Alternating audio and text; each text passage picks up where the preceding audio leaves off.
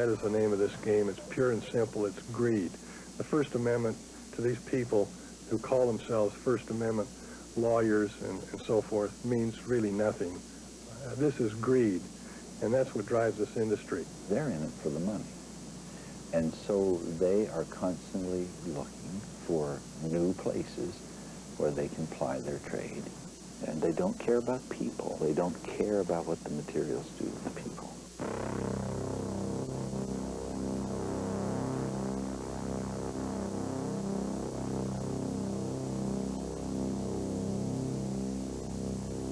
Rube is considered probably one of the wealthiest men in the world, but they can't list it because of the differences in it. Is that right? Reuben? Yeah. About half of them have been murdered by their own people because of the big word in the industry, greed. These guys will do almost anything for money. They're not First Amendment people, they're money makers, and when you cut off the source of money, then they'll be gone.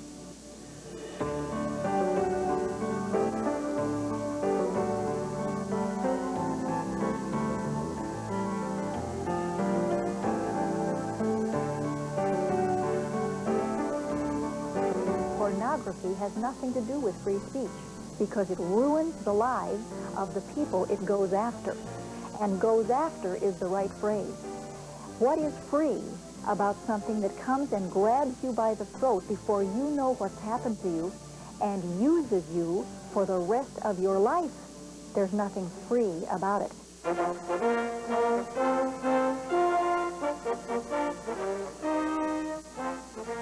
Where are civil liberties for women in the world of illegal adult pornography? Where is the effort to protect the civil liberties of a young child who's been molested, and pictures of that molestation have been produced? That child has rights too, and the rights of a molester or a pedophile to buy pictures of a child being abused certainly in a decent society don't predominate over the rights of that child for a safe childhood.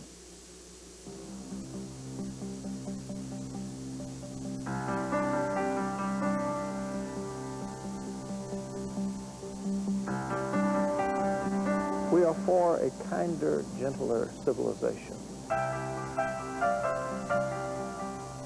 We are for a media culture in which people are respected, are considered precious.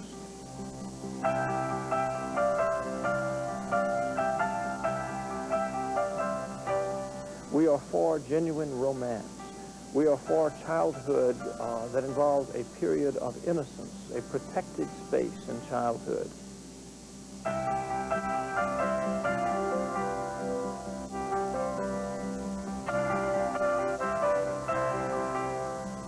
Our generation has lived through a wonderful demonstration of what the human spirit can do. It can pull down the Berlin Wall. It can reverse 70 years of the most cruel and harsh kind of repression. And yes, it can get illegal obscenity and child pornography out of our lives, fully and permanently. I believe that.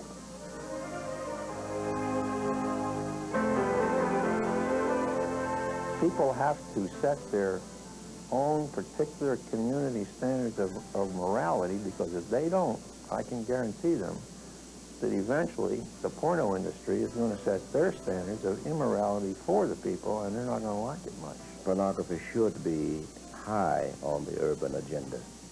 For in every urban community across the nation, the incident of rapes and child molestation and other forms of sexual crimes, these are increasing.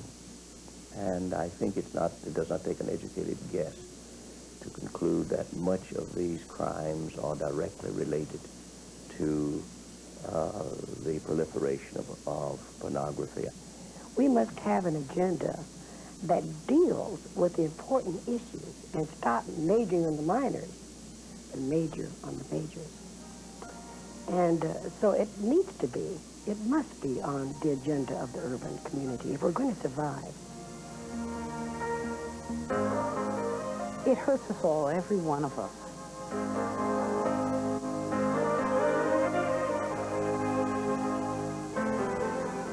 There's something very seriously wrong in a culture that won't address that problem.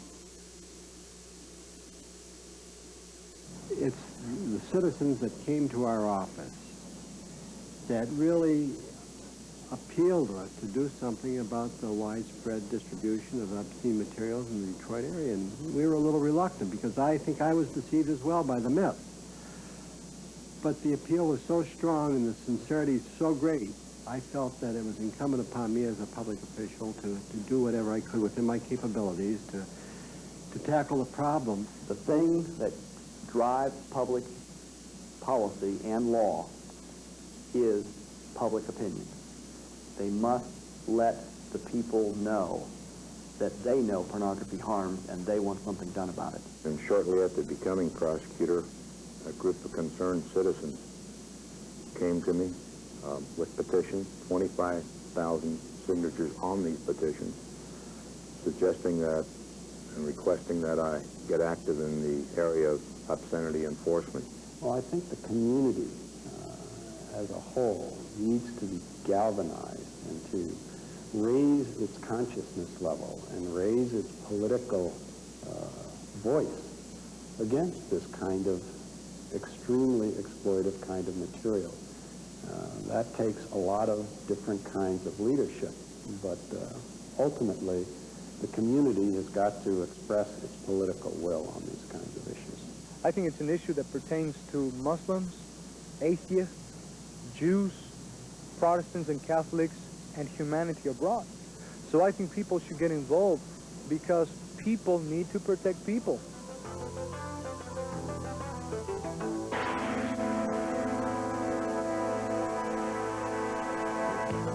It is definitely a winnable war, but it is a war. It's not a battle. The key to losing the war, I would say, would be ignoring it. Well, the civil rights battle was an uphill battle. The battle against slavery was an uphill battle. All the battles that are worthwhile probably have at one time or another seemed like uphill battles. To win. There's no question you can win this war. I think statistics prove that. I think what you're seeing in all over the country in some cities, there's great success, but it's only won by the ability of a community to unite itself together. The question is whether you want to be remembered as having played a constructive role in that uphill battle or have avoided the fight altogether. And if the women of the country don't get excited, who will? These are our children that are being threatened. These are our homes that are being destroyed. And so I'm really excited about the possibility of women coming out in a mighty army all across this land, like a mother bear whose den has been disturbed and whose family has been threatened, and saying, we will no longer tolerate this, and we're going to do something about it. They're the nurturers. They're the ones who care so deeply about their own children and grandchildren. They have an authority in this issue beyond any other issue I know, because it is the women who are being humiliated and degraded and violated in pornography. They can make a difference. One woman with a righteous cause and a focused plan that's rational and well laid out can rally the forces.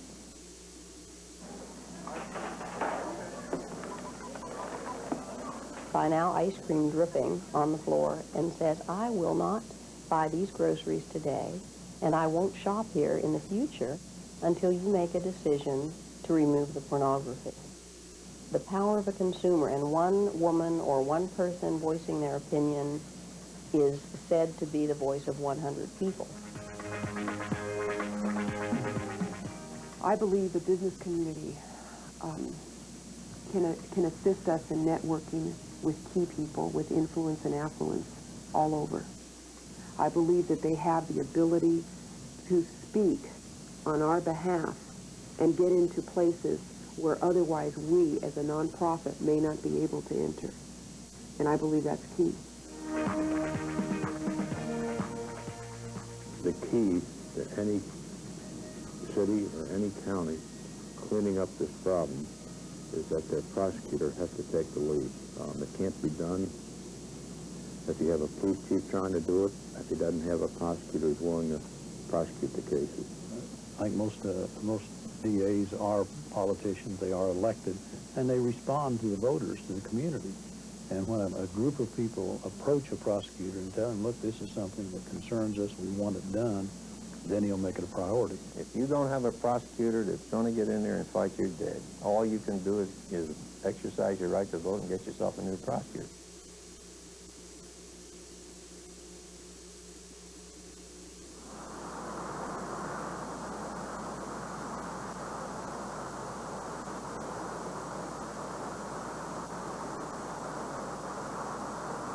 And we were finally successful, so successful to the point that we no longer have any adult bookstores. We don't have any adult movie houses. We don't have any massage parlors, and we don't have the warehouse any longer. It was a long, hard struggle. We didn't win all our cases. We won some, we lost some, but we persisted. We prosecuted Cinema X 7 times. They were convicted each time. There never was an acquittal. And finally, we had a grand jury impaneled that assessed fines because we subpoenaed all their records, and finally the fines became so exorbitant that they had to, they gave us the building, and it's a parking lot now. We have made over 70 cases, and I'm proud to say that in this unit, we have had 100% rate of conviction without having to go to trial on one single case of these 70-some cases that we have made.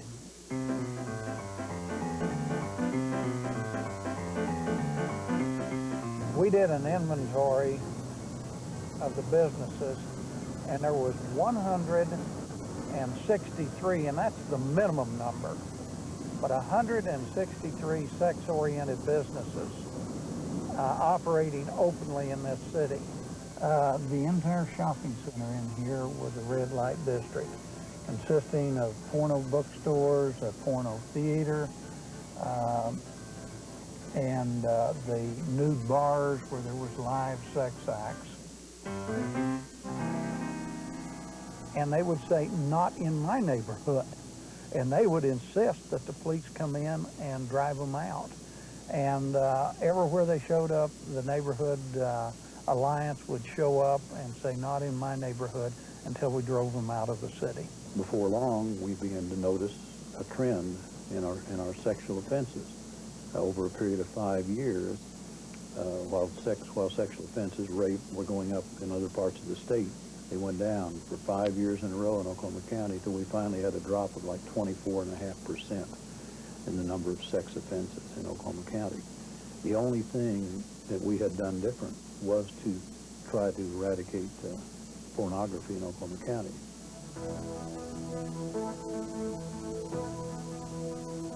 But when you hear about success stories in Oklahoma City and in Cincinnati and the Palm Springs area, Florida, all across the country, you recognize that this fight is being carried on all over, and that we're winning. Never quit. The price, what's the old expression? The price of liberty is eternal vigilance. And you can go in and close down every business in town, but if you don't keep watching and continue your prosecution, in a matter of time, pornography just reestablishes itself. If the community will not accept obscenity and pornography, then it won't be there. It's our good fortune to have an opportunity to work on something that will make a difference, far more so than what else we tend to do. Anytime we have an opportunity to educate our people in terms of the devastation that pornography can have on individuals, which will then break and tear down the family structure in our community, that's a great opportunity. And I apologize to the younger generation that we did allow it get that bad. But I'm not going to leave it there. I'm going to do all I can to make it better and try to make up for what has occurred. I would ask that we join together and learn the facts and pay the price, whatever it is, to eliminate child pornography and illegal obscenity from America. If you don't address the issue today, it will be knocking on your door tomorrow. Every mom and every dad, every grandparent in America has to care about their own children. It is no longer possible for any person who really cares about children and families to not stand up and join together and do something about pornography. Embrace me, my sweet embraceable you.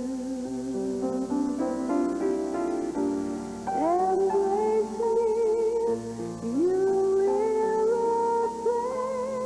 irreplaceable you. And they would say, not in my neighborhood.